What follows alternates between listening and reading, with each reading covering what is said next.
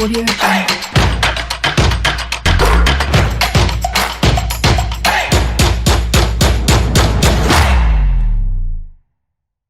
Les infos du foot aux quatre coins de l'Europe, ça se passe en ce moment même en direct du studio Messan Niamey avec mes collabos de tous les jours.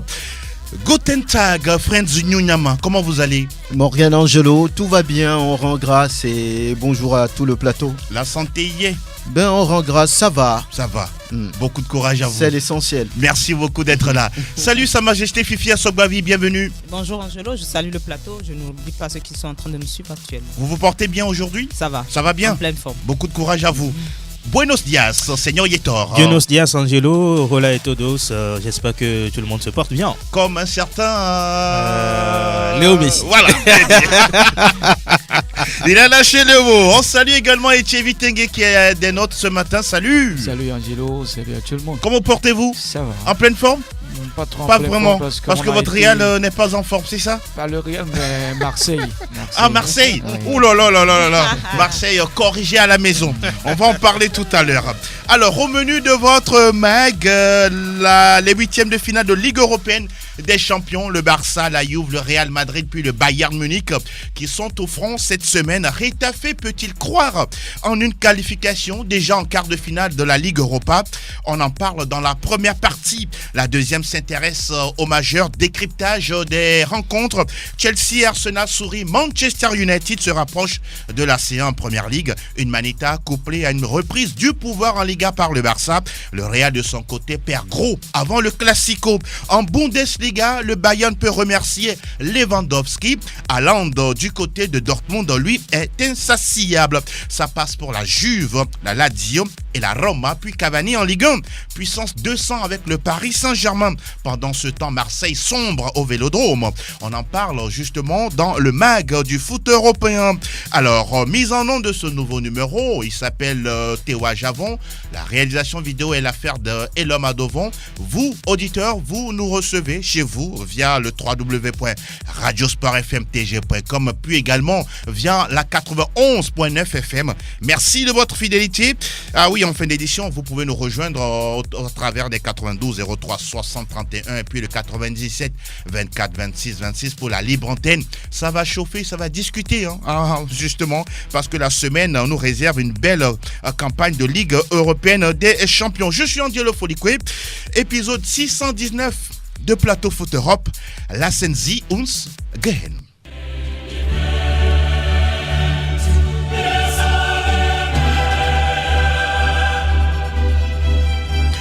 Nous parlons de Ligue européenne des champions, nous parlons du Bayern Munich qui sera en déplacement du côté du Stamford Bridge pour y défier la belle formation de Chelsea.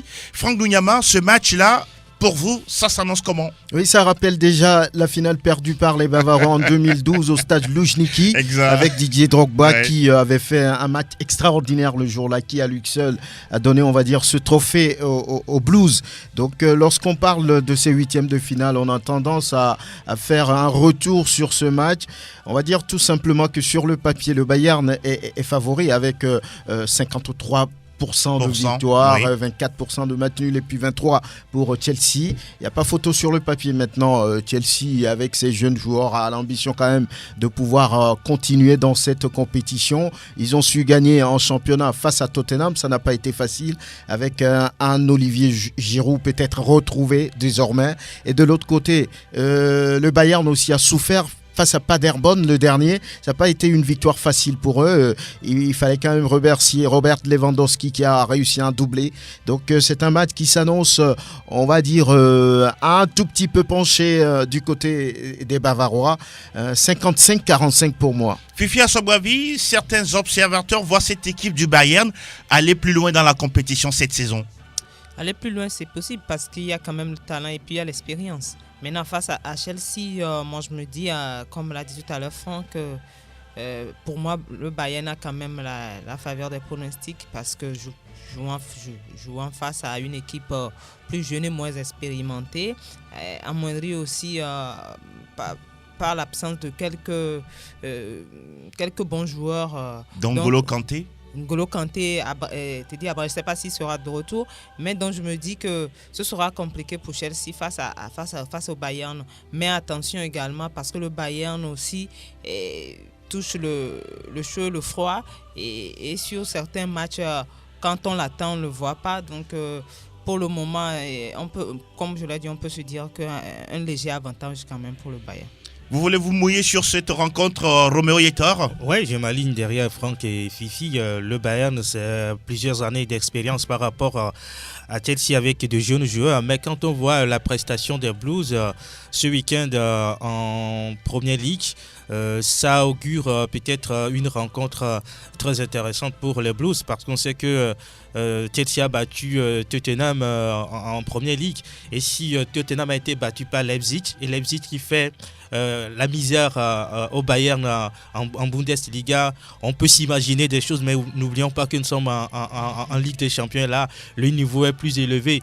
Maintenant, on va attendre la vérité du terrain, mais ça ne va pas être un match facile pour le Bayern Munich. On va parler de ce match qui a lieu toujours mardi entre le Napoli et le Barça. Mais attention, il y a cette nation italienne qui est frappée de plein fouet par le coronavirus. Voilà quoi, pour l'instant ça se passe au nord de l'Italie, même si Naples est situé au sud. Le Barça, la nouvelle est tombée, cette équipe va arriver ce matin du côté de l'Italie, mais les joueurs vont subir un examen. Si jamais la température elle est un tout petit peu élevée, vous partez directement à l'hôpital pour pouvoir avoir beaucoup plus de soins. Ça craint ou on ne doit pas vraiment polémiquer là-dessus?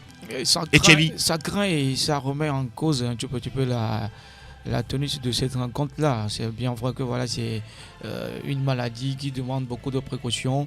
Maintenant, ça touche également le football. Cela ne donne pas une bonne image. Mais bon, il faut le faire avec. Du moment où l'équipe barcelonaise va arriver à Napoli, ils auront à faire un test. Donc, c'est pour mettre ces joueurs-là en précaution ou bien les préserver de ce virus-là. Donc, je crois que sur le terrain même, Napoli qui a retrouvé de la confiance avec des joueurs alignés, ça fera mal quand on sait que voilà, Barcelone dans ces derniers temps, même si ça a marché au niveau de la Liga, c'est pas tout à fait l'assurance totale, surtout au niveau de la défense. Je mise un tout petit peu sur Napoli parce qu'à domicile on connaît la fougue de ce public là avec un entraîneur Gennaro Gattuso qui donne, qui galvanise sa troupe. Donc pour Napoli, attention à Barça parce que ça craint. Le Barça face au Napoli, Roméo Yetor, les forces en présence. Oui, le Barça n'a pas très souvent de chance face au club italien. Souvenez-vous de la Roma et autres. Maintenant, c'est un Barça un tout petit peu retrouvé quand on suit les 2 derniers matchs des Blaugrana. Oui, il y a de l'envie de jouer, de gagner. Ils sont en confiance? Oui, ils sont en confiance, surtout ce quadruplé de Léo Messi face à Eibar. Ça démontre tout simplement que c'est un Barça qui veut aller loin. Maintenant, n'oublions pas que ce Barça, parfois, peut vous rassurer et le match qui suit vous déçoit. Ça va être un match pas du tout facile pour les Blaugrana, mais quand on prend les 2 effectifs sur le papier, le Barça part largement favori par rapport au vécu des joueurs. Même si Luis Suarez n'est pas là, Ousmane Dembélé aussi est absent, cet effectif est capable d'aller loin dans cette compétition. Je crois que ça va être un match un peu compliqué pour les Blaugrana, mais n'oubliez pas que le Napoli aussi ne va pas jouer pour faire plaisir aux Barcelonais, non. Ils sont là justement pour titiller les Blaugrana, leur poser de problèmes. Oui. Ce qui est important, c'est que les 2 équipes nous donnent un football intéressant. Il ne faudrait pas que l'enjeu tue le jeu. C'est important de le souligner. Oui, Franck, vous voulez dire quelque chose? Oui, les hommes de Gennaro Gattuso aujourd'hui, on va dire, ont perdu un peu la confiance avec tout ce qui est arrivé entre Carlo Ancelotti, le président, les joueurs. Le groupe est véritablement instable aujourd'hui pour pouvoir opposer une résistance, on va dire. Ils ont un souci sur le plan psychologique? Je ne sais pas, mais c'est que c'est un groupe désormais disloqué. Il n'y a qu'à voir un peu leur classement au niveau du Calcio. Donc je pense que sur ce match, le Barça est devant. Maintenant, comme Roméo l'a dit, depuis quelques quelques saisons. Le Barça n'a pas un bon souvenir des clubs italiens. Ça reste un match joué et on y va, on verra. En tout cas, Naples est actuellement 6e de la Serie A italienne et on espère voir une belle rencontre entre Napolitains et Catalans. Nous rappelons que Martin Braithwaite, le joker médical du Barça, ne peut pas jouer cette rencontre même s'il a été convoqué par Quique Setién parce que son nom n'a pas été inscrit sur la liste des joueurs adressés à l'UEFA. Mercredi, on aura 2 belles rencontres. Lyon avec Y face à la Juventus de Cristiano Ronaldo. Est-ce que c'est déjà perdu d'avance pour les hommes de Rudy Garcia, Fifi? Bon, un match de football n'est jamais perdu d'avance, et même si sur le papier, il y a un très grand écart entre les deux équipes. Lyon qui reçoit la Juventus. Et ce sera compliqué pour les Lyonnais. Il faut le reconnaître. Déjà en championnat, c'est compliqué. Et de gagner face aux petits en Ligue 1. Bon, la dernière fois, ils ont gagné 2-0 face à Metz. Mais bien avant, c'est vrai, ils ont gagné face à Metz. Mais on ne saura pas. Bien avant le match de Metz, contre des petits clubs, même à domicile, c'est compliqué pour Lyon. Lyon qui est également amputé de ses meilleurs éléments. Et ça va peser également dans la balance. Mais selon vous, comment cette équipe de Lyon doit tenir tête à la Juventus? Comment ça reste dans le secret de l'entraîneur, mais en même temps, moi, je crois que Lyon doit jouer son va-tout puisque le Lyon est à domicile. Et pour moi, essayer de jouer, parce que c'est un match qui se joue en aller-retour. Il ne faut pas se préserver, essayer de jouer son va-tout, déranger également cette équipe de la Juve, essayer de marquer quand même des buts à domicile et voilà, et tout faire pour ne pas en encaisser également à domicile. C'est comme ça, il faut jouer. Mais est-ce que Lyon a véritablement les armes pour pouvoir aller? Ils ont quand même des joueurs, Dombélé, il y a Aouar, il y a Bertrand Traoré, qui d'autre? Carlo Toko et Kambi. Ce sont des joueurs capables de titiller cette Juve, non? Même moi, je me base sur les... Vous n'êtes pas convaincu? Je me base sur les derniers résultats. Même regardez face au Paris Saint-Germain. Ils ont pris, je crois, 4 buts. Est-ce que Lyon peut se souvenir de ce match face à City il y a quelques années? Peut se référer à un tel match? Oui, peut se référer à un tel match et où Lyon est allé quand même battre City en Angleterre. Mais le point d'interrogation, est-ce qu'aujourd'hui, Lyon a véritablement les armes qu'il avait à cette époque-là pour pouvoir battre City? Est-ce qu'aujourd'hui Lyon a ces armes-là? Et je crois que Lyon ne les a pas. Et ce sera compliqué. Mais c'est un match de football et à domicile, tout est possible. On a vu la dernière fois Liverpool, c'était face à l'Atlético de Madrid. Mais ils ont quand même gagné. Donc tout est également possible. Non, je ne vois pas Lyon, même si on peut considérer qu'un match de football reste toujours indécis. Je ne vois pas Lyon aujourd'hui dans cet état d'âme aujourd'hui de tenir tête à la Juventus. Au niveau de l'attitude, du caractère des joueurs, dans le comportement, dans la psychologie, dans le mental des joueurs, il manque quelque chose. Il y a un grain de sable qui s'est glissé depuis. Même si en championnat, Lyon a battu Metz 2-0, ça n'a pas été du gâteau. Ça a été, on va dire, très compliqué. Mais face à la Juve, j'ai envie de dire que Lyon n'a pas les moyens de tenir tête à une telle équipe.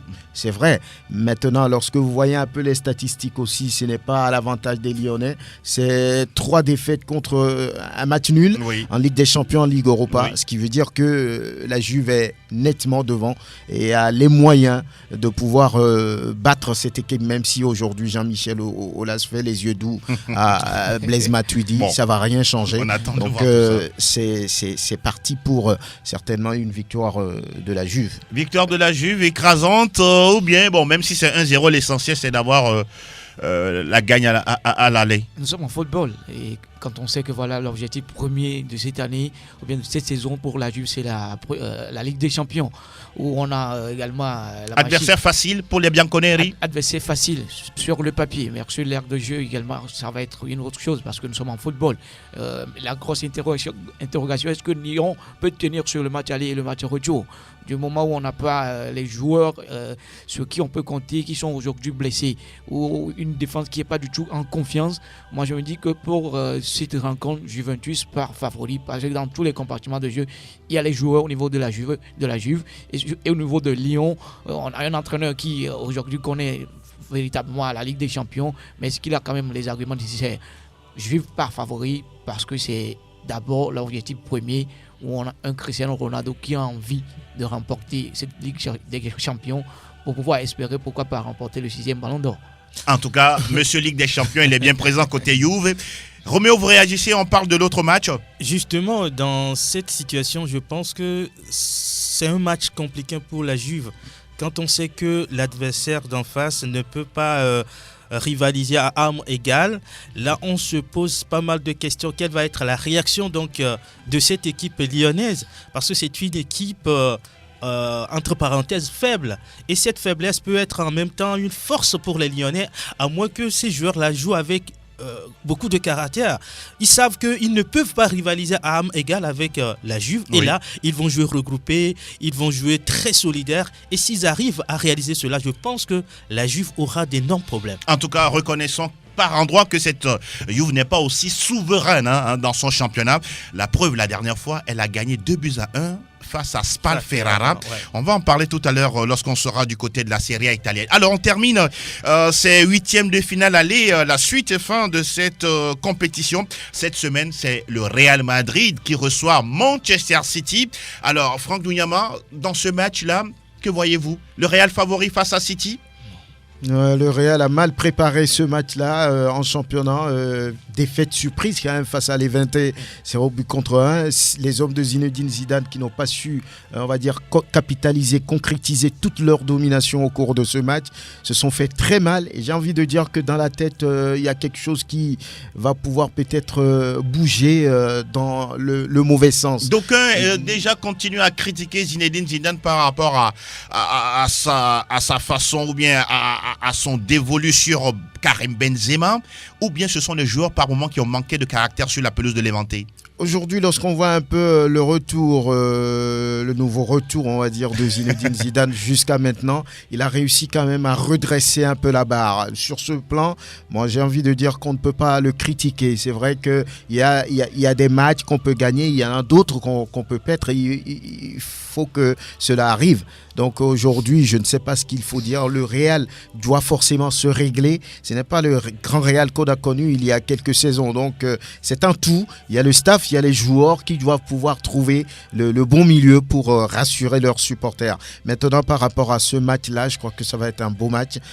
City, en désarroi dans le championnat, va vouloir continuer dans cette compétition. Le Real également, qui a une mainmise sur cette compétition depuis certaines années, va vouloir revenir après l'échec cuisant de la saison dernière. Donc ça reste un match assez intéressant et les statistiques donnent 3 victoires, 2 nuls et puis une petite victoire pour Manchester City, ce qui veut dire que dans ce match-là, on aura à avoir du spectacle. On parle souvent du Real, ce grand club au monde, mais pas forcément le meilleur selon certains. Ça dépend des avis des uns et des autres. Mais cette équipe de City aussi a des valeurs sûres. Kevin De Bruyne, Raheem Sterling, Kun Agüero et Riyad Mahrez. Comment cette équipe peut arriver à déjouer cette équipe madrilène? Moi, je ne vois pas forcément le Real favori dans cette rencontre-là. Parce que quand vous prenez un peu le parcours du Real depuis le début de la Ligue des Champions jusqu'à aujourd'hui, même en championnat, le Real force beaucoup pour pouvoir avoir de bons résultats. Il n'y a pas de certitude? Il n'y a pas de certitude pour moi. Le Real force énormément. On sent que ce n'est pas aussi facile que ça pour le Real. Et maintenant, face à City, c'est vrai que City en championnat ne va plus au rythme de Liverpool, mais City reste quand même un très grand avec des noms, des grands joueurs et des joueurs qui marquent beaucoup de buts. Donc, un match facile pour le Real, je ne crois pas. Ce sera compliqué également pour le Real, même si ce sont des genres de matchs que le Real aime jouer en Ligue des Champions parce que c'est un habitué de la Ligue des Champions et aime gagner la Ligue des Champions. Le Real va essayer de forcer, mais pour moi, c'est du 50-50 pour cette rencontre-là. Seigneur Hétor. C'est un match vraiment qui nous pousse à faire des analyses très minutieuses. Oui. Parce que le Real, c'est vrai, passe des moments difficiles. Il peut arriver que des équipes connaissent des journées sans, mais quand ça se répète, c'est ce qui pousse les observateurs à douter un peu de l'efficacité de ces équipes-là. Et oui, le Real en fait partie justement. Le Real en championnat, c'est pas la sérénité.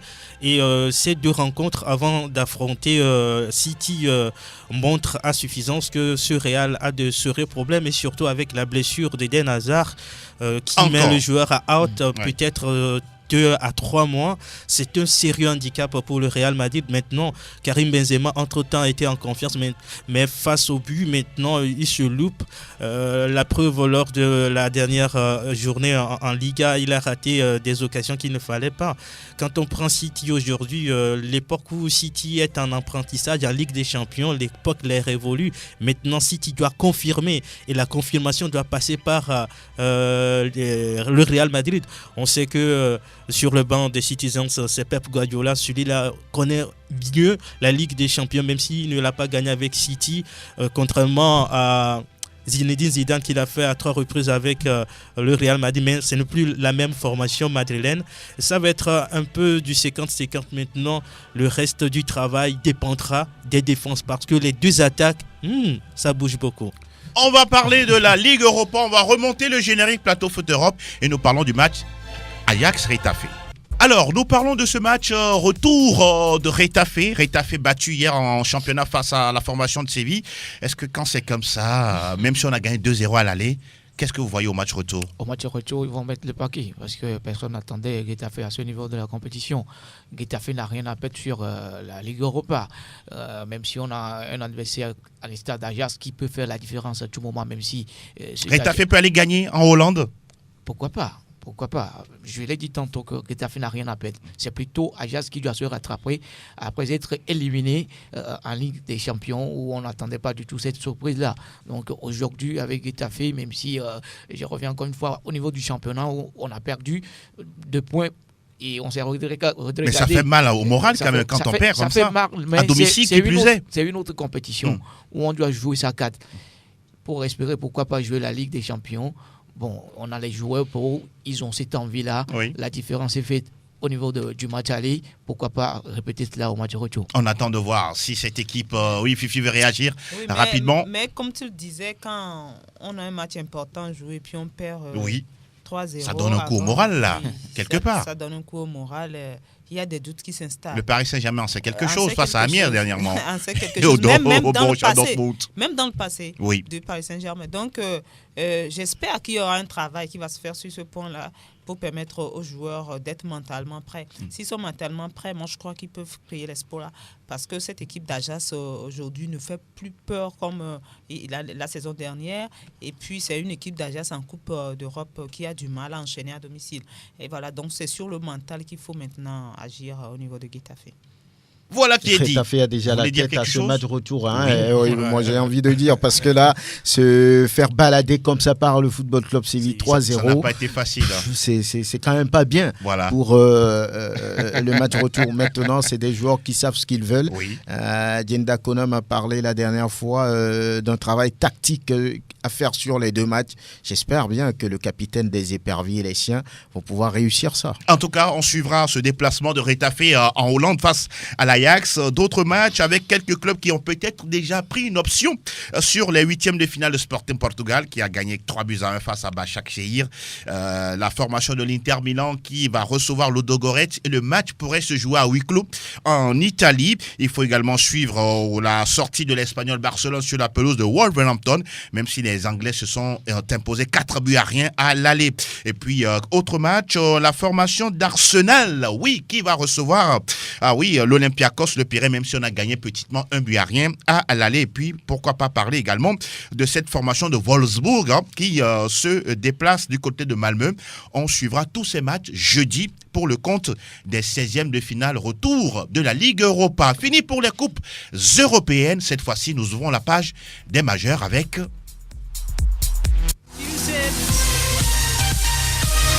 English Premier League News. Ça va de mieux en mieux pour Arsenal. Arsenal qui a battu Everton hier 3-2. Deuxième victoire d'affilée pour les Gunners. Ça se passe très bien ces derniers temps pour Arsenal, mais cette victoire a été une victoire arrachée pour les Gunners grâce au Gabonais Pierre-Emerick Aubameyang, auteur d'un doublé. C'est bien pour Arsenal de gagner des matchs, même dans la douleur. L'essentiel, c'est de gagner. Il faut éviter surtout les matchs nuls parce que nous sommes dans la dernière ligne droite et ces points-là sont très importants. Très importants. important également cette victoire de United 3-0 face à la formation de Watford. On va parler également de cette victoire de Chelsea 2-1 face à Tottenham. Qu'est-ce qui se passe avec Mourinho, Fifi? Non, Tottenham, même avant l'arrivée de Mourinho, Tottenham même avait déjà des problèmes. Finaliste de la dernière Ligue des Champions. De la dernière Ligue des Champions, mais depuis le début de la saison, on l'a vu. C'est compliqué. C'est pourquoi Pochettino, entre-temps, est parti.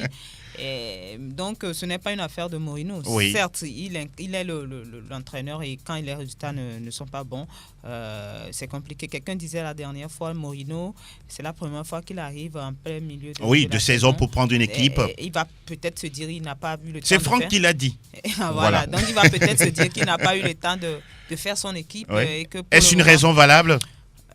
On a vu des managers qui ont pris des clubs en cours de saison gagner la Ligue des Champions. On connaît Mourinho qui a l'habitude de façonner son équipe, de commencer, d'avoir ses hommes, de devoir, et peut-être il va se dire cela. Mais Tottenham ne va pas bien. Face au gros, on a vu, c'est compliqué. C'est compliqué. Tottenham, il va falloir trouver une solution rapidement. Alors, Liverpool n'a pas joué ce week-end. Liverpool va jouer ce soir face à West Ham United en clôture du 27e chapitre de Première Ligue. Mais hier, la formation de samedi, City a gagné 1-0 face à Leicester avec un but signé Gabriel Jesus avec un festival de dribble signé Riyad Mahrez. On parle également de cette belle victoire de Burnley qui se maintient peu à peu dans ce championnat 3-0 face à Bournemouth. Un but partout entre Sheffield United et puis Brighton. Et puis la formation de Wolverhampton qui se fait plaisir 3-0 face à Norwich City. Alors au classement, on retrouve Liverpool 76 unités, 57 pour Manchester City. Leicester est 3e à 7 points des Sky Blues. Chelsea 4e avec 44 points. Manchester United est 5e avec 41 points. Alors au bas du classement, on retrouve West Ham United 24 points, 24 pour Watford. Et puis le bon dernier a pour nom Norwich City qui est en train de prendre la porte pratiquement du Championship. Alors classement des meilleurs buteurs, Pierre-Emerick Aubameyang passe devant Jamie Vardy avec 17 réalisations. Les deux joueurs ont le même nombre de réalisations. 16 pour Sergio Kun Aguero qui a manqué même un penalty la dernière fois face à Leicester City. Le franc, cette fois-ci, du côté du 6e Ballon d'Or. Salta el Madrid, salta el Barça, arranca el clásico. Está el tiempo de la Liga. Sí, suena la que recibe de Casemiro, haga la primera, gol. Il était muet pendant quelques journées de championnat. La dernière fois, il s'est réveillé avec un quadruplé. Ouais, c'est un rattrapage de Léo Messi 5-0 face à Aiba et ça fait son 7e quadruplé de sa carrière, toute compétition confondue.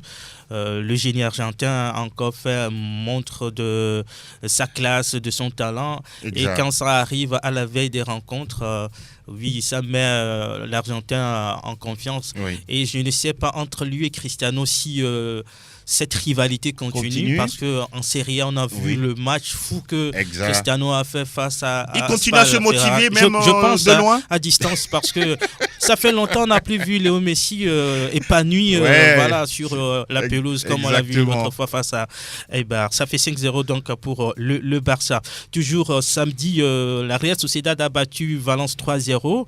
Les 20, vous le savez, a battu le Real Madrid 1-0 et pourtant le Real était dominateur. Exactement. Le Celta Vigo épingle Leganés 1-0. Hier dimanche, Atlético Madrid bat Villarreal 3-1. Le FC Séville, on le disait, corrige Getafe à la maison 3-0. Valladolid 2-1 pour Espanyol Barcelone. Alaves passe le même tarif à Athletic Bilbao 2-1 pour Alaves bien sûr. Grenade en déplacement l'emporte la Géoma face à Osasuna 3-0. Déjà vendredi en ouverture de la 25e journée, 3 partout entre le Betis Séville et Mallorca. Alors, au classement, ça donne quoi, Roméo Yetor? Au classement, le Barça reprend le fauteuil de leader avec 53 pour le Real Madrid, deuxième. Atlético Madrid arrive sur le podium et éjecte donc Getafe. Ça fait 43 pour les Colchoneros. Le FC Séville 4e avec 43 points, 42 pour Getafe, 5e. Dans le bas du classement, nous avons Mallorca 18e, 22, 19 pour Leganés 19e, 20e Espanyol Barcelone, 19 points. Au niveau des meilleurs buteurs, Léo Messi, 18 buts, 13 pour Karim Benzema, Luis Suarez, 11 réalisations. Nous précisons que Léo Messi reste également le meilleur passeur de la Liga espagnole. Tout ça à une semaine du Classico. Ce sera le 1er mars prochain du côté du Santiago Bernabéu. Le Real va recevoir le FC Barcelone. Muchas gracias, Seigneur Yetor. Cette fois-ci, nous finons dans le pays où quand on marque des buts, ça s'enchaîne. Herzlich willkommen zum Bundesliga. Alles über Bundesliga. On ne sait pas si on doit parler d'un week-end avec une défense passoire, parce que là, on a vu Wolfsburg qui a passé 4 à Mayence, 5 pour Leipzig face à Schalke, et puis 5 pour Cologne face au Hertha Berlin. Oui, il y a eu, qu'est-ce qui s'est passé? Voici Spatiat. Peut-être les défenses se sont mal réveillées dans ce genre de match ce week-end lorsqu'on prend l'un des derniers matchs de cette 23e journée, Wolfsburg qui passe 4 buts à Mayence, mais c'était quand même comme du couteau dans du beurre, il n'y a pas eu de résistance. On prend Schalke à domicile maîtrisé, balayé par Leipzig 5-0, que c'était quand même avec surprenant. Ce diable de Timo Werner, Timo Werner toujours qui est toujours là. Et de l'autre côté aussi Hertha qui continue de souffrir et qui prend 5 face à Cologne. Cologne qui va pas bien dans ce championnat, et c'est quand même des surprises sur ce match. 3 matchs qui enregistrent 14 buts. Il faut le faire. Et ça c'est souvent en Allemagne qu'on voit ça. On parle d'autres matchs avec Leverkusen qui domine Augsbourg 2-0. Un but partout entre Mönchengladbach et le club du Togolais Illas Bebou Offenheim. On parlera également de cette défaite à domicile de Fribourg face à Düsseldorf 2-0. Le Borussia Dortmund s'est bien comporté après sa victoire en Ligue des Champions et à l'extérieur 2-0 face à Werder, et toujours un Haaland insatiable et inarrêtable. Le Bayern a souffert, il faut le dire. Ça a été, on va dire, un match laborieux pour les Bavarois devant les derniers au classement Paderborn, battu 3-2. Il a fallu 2 buts de Robert Lewandowski pour vraiment mettre les Bavarois à l'abri. Et cette 23e journée se poursuit ce soir avec ce match entre Francfort et Union Berlin. Lorsqu'on regarde du côté des buteurs, ça ne change pas. Robert Lewandowski qui est en tête avec 25 réalisations. Timo Werner suit avec 21 buts. Jadon Sancho, le joueur du Borussia Dortmund, arrive en 3e position avec 13 réalisations. La meilleure attaque est à mettre à l'actif du Bayern et du Borussia Dortmund, 65 buts marqués. La meilleure défense, c'est quoi? C'est celle-là de Leipzig et de Mönchengladbach qui ont encaissé 25 buts en 23 journées. Le classement, ça donne ceci avec le Bayern de Munich qui est en tête, 49 points, suivi de très près par Leipzig, 48 points. 3e, Borussia Dortmund, 45 points. 4e, Mönchengladbach, 43 points. 43 points aussi pour le Bayer Leverkusen. 5e et le top 5 est bouclé. Lorsqu'on descend un peu en 8e position, on retrouve Illas Bebou et son club à la 8e position, 34 points. Heureusement, pas menacé quand même. Pas menacé pour le moment. Voilà. Et au bas du tableau, on a Hertha, 26 points, 14e, 15e, Mayence, 22 points. Düsseldorf suit 16e, 20 points. Et avant-dernier, Werder, 17 points. Le bon dernier, 18e, Paderborn, 16 points. Franck Lunyama, imaginez Robert Lewandowski et puis Ciro Immobilier dans un même club. Qu'est-ce que ça peut donner en fin de saison? Mais on fait l'addition de ce qu'ils ont marqué, peut-être voilà le 2 au total. Mais incroyable. Ça va très fort pour ces deux joueurs-là. En tout cas, ces deux joueurs-là font la pluie et le beau temps de leurs clubs respectifs dans les différents majors. Dankeschön, Herr Lunyama. Cette fois-ci, on va faire un crochet du côté du pays où, quand ça ne va pas bien sur le plan santé, on reporte des matchs.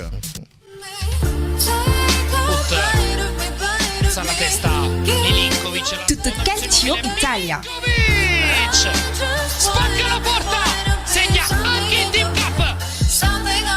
Nous parlons de la Juve, le leader de cette Serie A au sortir de la 25e levée. Et Thierry, j'ai envie de vous poser cette question. Comment vous expliquez cette équipe de Cristiano Ronaldo qui a du mal à gagner ses matchs quand on voit peut-être du côté de l'Angleterre une équipe de Liverpool qui ramasse tout sur son passage? C'est parce que les autres clubs ont compris qu'il faut mettre les moyens en place avec des recrues par-ci et par-là.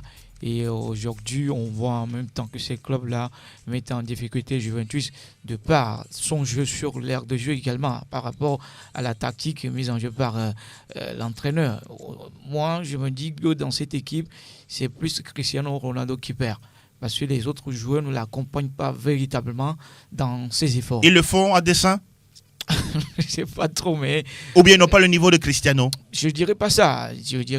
Mais on ne comprend pas le pourquoi aujourd'hui Juventus est en difficulté. Je l'avais dit tantôt que c'est également le réveil de certains clubs également. Donc pour cette saison, même s'ils sont en difficulté, c'est eux qui vont encore remporter la coupe.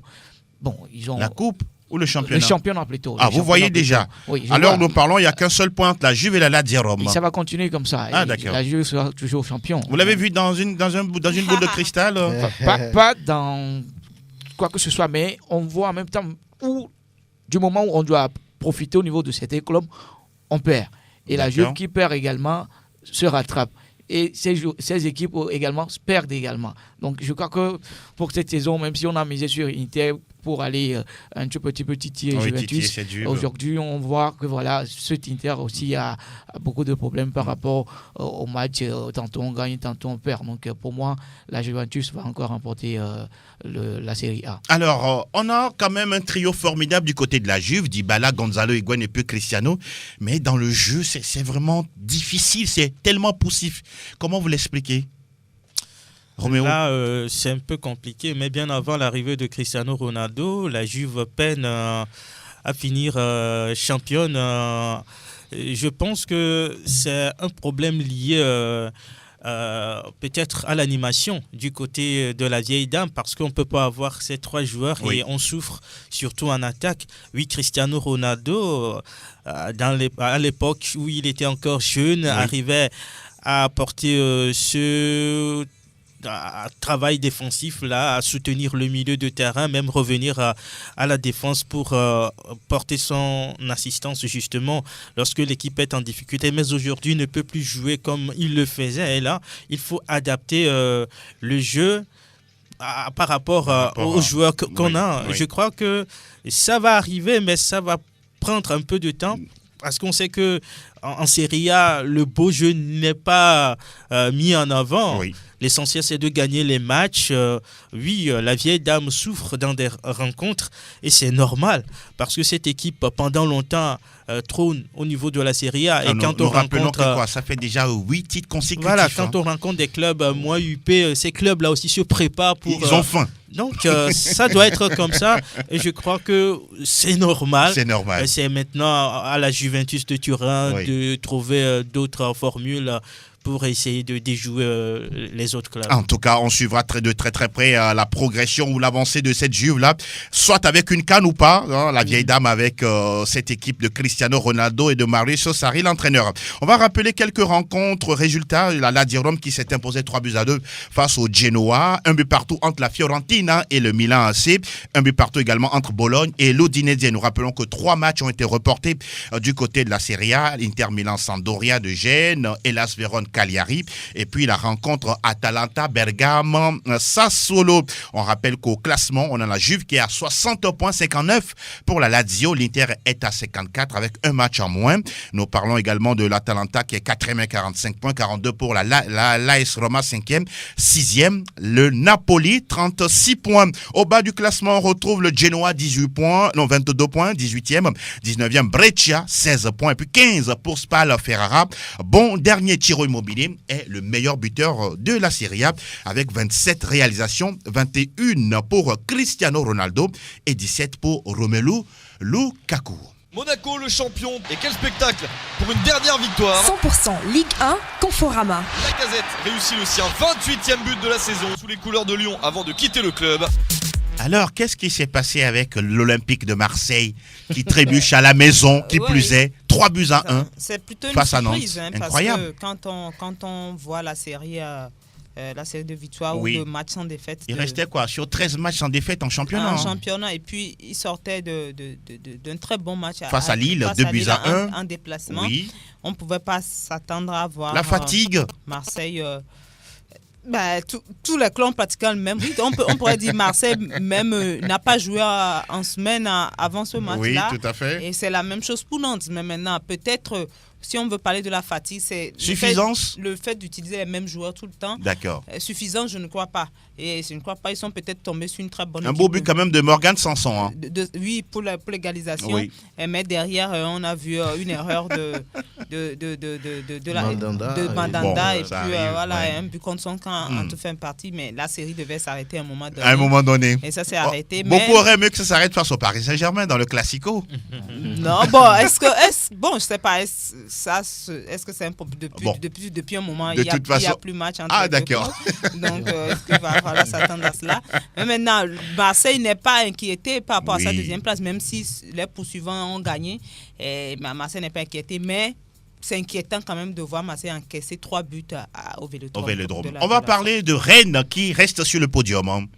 Oui, Rennes qui reste sur le podium avec une victoire. C'était face à Nîmes, 2 buts à 1. Oui. 2 buts à 1. C'est bon pour le moral. Hein. C'est bon pour le moral, puisque Rennes aussi a en tête une qualification pour une coupe européenne. Une coupe européenne. Exactement. Pour le moment, il tient bon bout. On va continuer peut-être avec Nice-Brest, 2 buts partout. Metz-Lyon qui a déplacement, qui a dominé Metz 2 buts à 0. Exact. Lille qui a battu naturellement Toulouse 3 buts à 0. Oui, mais on va s'arrêter sur cette équipe de Toulouse. Ça fait 16 matchs consécutifs. Ça fait 13 petits points sans la moindre victoire. 26 jours. Oh là là là là. La Ligue 2 garantie? Non, moi je crois que maintenant c'est fait. C'est garanti parce qu'il y a pratiquement 9 points d'écart entre... non, même plus de... combien de points? Plus de 9 points? 14 points, avec le premier, le barragiste. Voilà. 14 points, je ne vois pas cette équipe de Toulouse remonter cette pente-là et aller déranger cette équipe de Nîmes. Voilà, donc... Dijon aussi qui fait match nul face à Monaco, 1 but partout. Oui. Angers qui domine Montpellier 1-0. Il y a Strasbourg et Amiens, ça fait 0 but 0-0. Partout. Saint-Etienne Reims 1 but partout également. Et puis le Paris Saint-Germain qui également a peiné devant Bordeaux 4 buts à 3. C'est inquiétant. C'était un match intéressant quand même. Hein? Intéressant mais inquiétant pour le Paris Saint-Germain. Pourquoi? Encaissé quand même, ça fait sur les 2 derniers matchs en championnat. Ils ont pris 7 buts. Ils ont pris 7 buts. Face à Amiens et face à Bordeaux. À Bordeaux, à domicile. Même s'ils en ont marqué 4 la dernière fois. Faute professionnelle des joueurs ou c'est quoi? Bon, moi je ne sais pas le problème qu'il y a. Quelle faute professionnelle? Quel est le problème? Parce que jusque-là, on voyait plutôt une équipe du Paris Saint-Germain qui était tranquille. Solide, tranquille. Mais quand même, cette défense alignée hier qui prend 3 buts à domicile. Curieusement, Fifi, hier, Thomas Tuchel a aligné un 4-4-2. Qu'est-ce qui l'a fait changer d'avis? Quand on a vu un 3-4-3 face à Dortmund, c'est parce que ça n'a pas marché face à Dortmund. C'était un échec face à Dortmund. Il a voulu changer les choses et il titularise également Cavani. Qui marque son 200e but en Ligue 1. C'est magnifique, hein, Cavani qui est arrivé le 16 juillet 2013 à 64 millions d'euros, 298 matchs, 200 buts marqués. C'est formidable. C'est un nom pour le joueur et il est récompensé. Il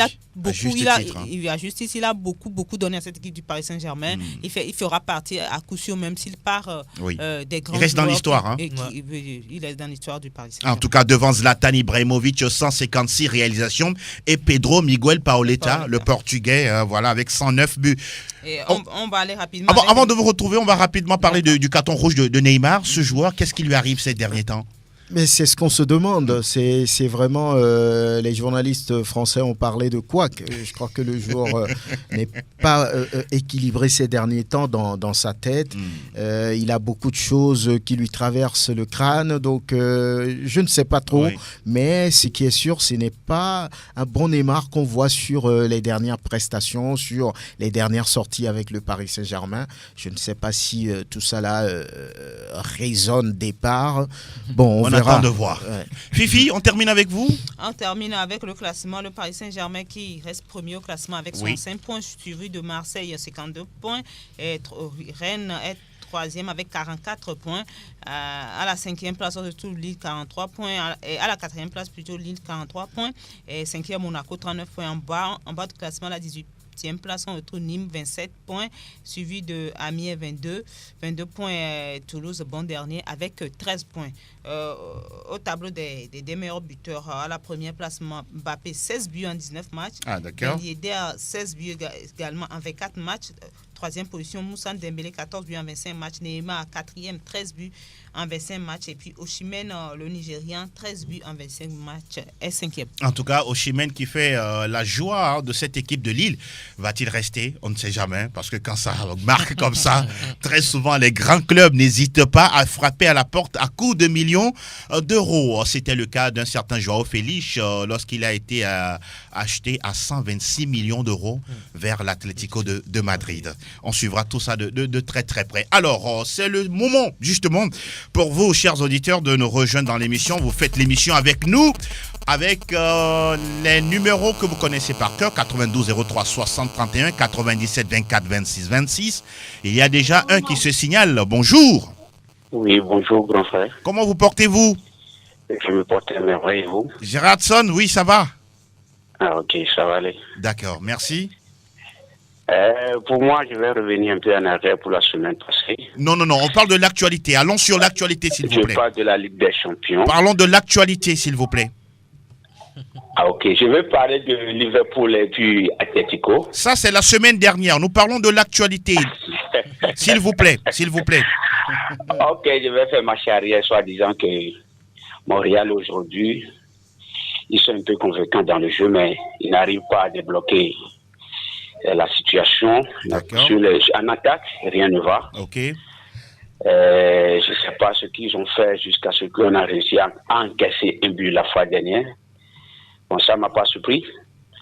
Ça ne m'a pas surpris parce que le Real, cette saison, tantôt c'est en haut, tantôt c'est en bas. C'est ce qui s'est passé la fois dernière. Donc, le mercredi, je ne sais pas ce que ça va donner face à cette équipe Citizen. C'est une équipe qui est vraiment, vraiment, vraiment costaud un peu, plus que le Real Madrid d'aujourd'hui. Donc, on attend de voir, parce qu'on a trop de surprises à avoir là-bas. La Ligue des Champions, on dit très souvent que c'est dans la ADN de Real Madrid. Moi, je dis non. Cette saison, ça va être un peu difficile pour nous si on veut aller de l'avant. D'accord. Donc, on est ensemble. C'est bien noté. Merci beaucoup pour votre compréhension. On est ensemble. À très bientôt. On va prendre quelqu'un d'autre derrière vous. Auditeur en ligne, bonjour. Oui, bonjour, monsieur Angelo. Comment vous portez-vous? Je pète la forme, mon frère. Ah oui, c'est bien. Faustin. Je pète la forme. Oui, allez-y. D'accord. Je salue la dame Tata Fifi. Pardon? Je salue maman Fifi. Ah, salut, Fifi. Comment tu vas? Je vais bien, je vais bien. Monsieur Franck. Oui, bonjour. Tu vas m'aider à dépasser une situation. Voilà. Et si le toit de ton voisin brûle, est-ce que tu peux l'apporter de l'eau avec ça? Pardon? Je demande si le toit de ton voisin brûle, tu peux l'apporter de l'eau avec ça? Bien sûr. Et je le fais. On dit pourquoi je le fais. Ah mais peut-être celui qui te dit ça ne connaît pas. Mon voisin, j'espère que ça va chez toi. Aujourd'hui, tu fais la fine bouche, hein? Ah oui, quand on gagne, ça fait du plaisir. C'est bien noté. Voilà. Voilà. Merci beaucoup, Faustin. On est ensemble. À très bientôt. On va prendre un autre qui se signale au bout du fil. Auditeur en ligne, bonjour. Auditeur en ligne, bonjour. Bonjour, oui, vous êtes en direct sur Sport FM. Comment ça va? Ça va bien, je suis Michel le Madrilène. Michel. Le Madrilène. Alors, nous vous écoutons, Madrilène. Okay, je vous salue à tout le plateau là-bas. Oui, merci. Ok, sincèrement, Franck Nyama. Oui. Ok, je vous remercie beaucoup parce que tout ce que vous avez fait, c'est très important. Merci. Je veux parler de Fifi, qui est la femme qui est là-bas. Salut, merci. Okay. Je vous salue seulement. Merci beaucoup, le Madrilène. Et très belle journée à vous. Je rentré quoi? Ou bien? J'ai écouté ça la dernière fois que j'ai rentré. D'accord. À très bientôt. Merci beaucoup. On va prendre quelqu'un d'autre. Oui, auditeur, vous êtes en ligne. Bonjour. Bonjour, bonjour. Oh là là, il est parti. Bonjour. Bonjour, monsieur Angelo Folique. Nous allons bien, et vous? Ça va très bien, comme si c'était en Italie. N'est-ce pas? Oui. Alors, nous vous écoutons. Juste pour rappeler Batistuta et Quarera qu'on va écraser ce record. On s'arrête à 15. Ah, d'accord. Donc, la Ligue des Champions, déjà, nous, on est déjà en quart de finale, donc il faut penser à celui qu'on va rencontrer. Ok, d'accord. Du côté de la Maison Blanche, on va essayer de voir ce qu'on va faire. N'est-ce pas? Donc, bonjour à vous. Merci beaucoup. Si ce n'est pas Gidas, non? C'est Gidas. C'est Gidas, justement, d'Adewi. Bonjour à toi, Gidas. Quelqu'un d'autre? Bonjour. Bonjour. Bonjour, Angelo Folico. Oui, nous allons bien et vous? Ça va? Ok, nous vous écoutons. Qu'est-ce que vous avez à partager avec nous? Ouais, je veux poser une question à Roméo. Allez-y. Ouais, Roméo? Oui. Ouais, pourquoi Eden Hazard se blesse au mi-temps? Mais Roméo n'est pas le médecin de hasard. Hein. C'est comme Ousmane Dembélé, il n'y a pas de souci. C'est bon. Sinon, moi, je suis barcelonais. C'est Casimir Ninga. Casimir Ninga, merci beaucoup. Ouais. On se dit à bientôt. Casimir Ninga, mais le nom me rappelle un joueur de Ligue 1, là, si je me trompe pas. Kamavinga. Non, mais il y a un joueur qui s'appelle Casimir Ninga aussi, je pense. On va parler de ça après bien. Oui, quelqu'un d'autre, bonjour. Bonjour, monsieur Angelo Folico. Oui, le voisin, comment ça va? Ouais, ça va. Ah oui, voilà. mais il n'y a pas la joie dans ton sourire. Hein? Non, parce que Bata nous a chiffré la première place. Voilà qui est dit. Voilà qui est dit. Le classico va départager tout. N'est-ce pas? Voilà. Alors, pour la semaine face à City, ça donne quoi? C'est 50-50. Aujourd'hui, nous manquons de buteurs. Mais nous, on va marquer. Je ne sais pas si va marquer, mais je vois un 50-50. D'accord. Ouais. C'est quand même raisonnable de votre part, puisqu'il y a également un match retour. Je salue tout le monde. Merci beaucoup, Kao Carré. À très bientôt et belle journée de lundi à vous. Théo, il y a quelqu'un d'autre. On va peut-être parler. Il a dit tout à l'heure qu'il s'appelle Casimir Ninga. Oui, il y a un international tchadien qui s'appelle Casimir Ninga. Voilà, qui a évolué en Ligue 1 Conforama. On va parler, oui. Il y a quelqu'un d'autre? Allô? Bonjour. Oui, bonjour. Oui, élevez la voix, s'il vous plaît. Nous vous écoutons à peine. Oui, bonjour, Angelo Folico. Oui, bonjour. Comment vous allez? Ça va très bien. C'est Adler Wilson. Oui, le madrilène. Bonjour.